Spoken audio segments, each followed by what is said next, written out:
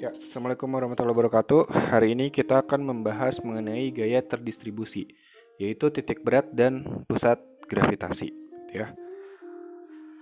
Nah, selama ini kita menganggap bahwa gaya tarik bumi yang dikerjakan pada sebuah benda tegar itu dinyatakan dalam sebuah gaya tunggal W, gitu. Bekerja hanya pada satu titik saja.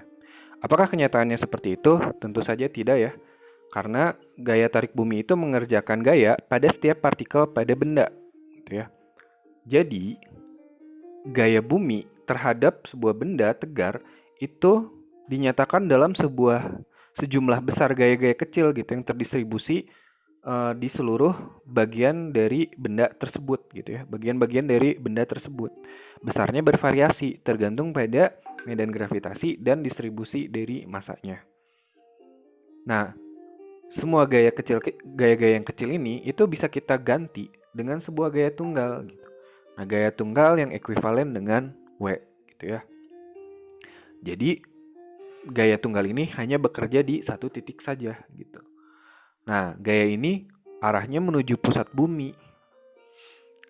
Tapi untuk benda yang jauh lebih kecil dari permukaan bumi gitu ya, bisa kita anggap bahwa gaya berat ini dia bekerja arahnya ke bawah gitu, sejajar dengan sumbu Z negatif gitu ya, dengan sumbu Z gitu.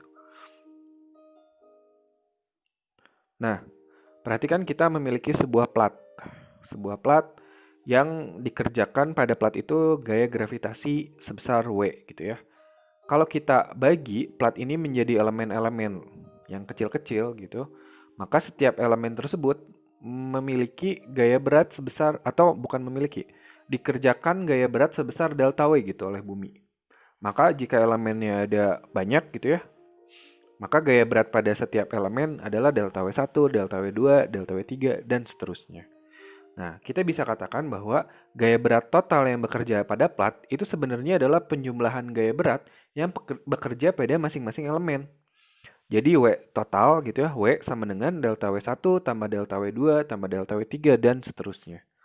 Nah, begitu juga dengan momennya. Momen W terhadap sumbu X dan sumbu Y itu sebenarnya adalah momen delta W pada masing-masing elemen terhadap sumbu X dan sumbu Y dijumlahkan semua. Gitu. Jadi kita katakan momen W terhadap sumbu Y atau XW gitu ya, itu sebenarnya adalah penjumlahan dari momen elemen delta W terhadap sumbu Y. Gitu. Jadi X delta W1 tambah X tambah delta W2 tambah X3 delta W3 dan seterusnya. Begitu juga momen terhadap sumbu X. Momen W terhadap sumbu X itu sama dengan momen elemen delta W, penjumlahan dari momen elemen delta W dijumlahkan semua gitu terhadap sumbu X. Jadi Y sama dengan Y1 delta W1 tambah Y2 delta W2 dan seterusnya.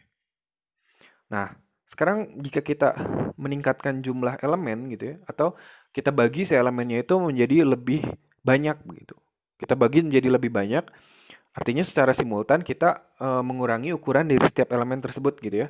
Maka kita akan mendapatkan sebuah limit persamaan berikut, yaitu W sama dengan integral dW. Berarti momen W terhadap sumbu Y, yaitu XW begitu ya, itu sama dengan integral dari X dW.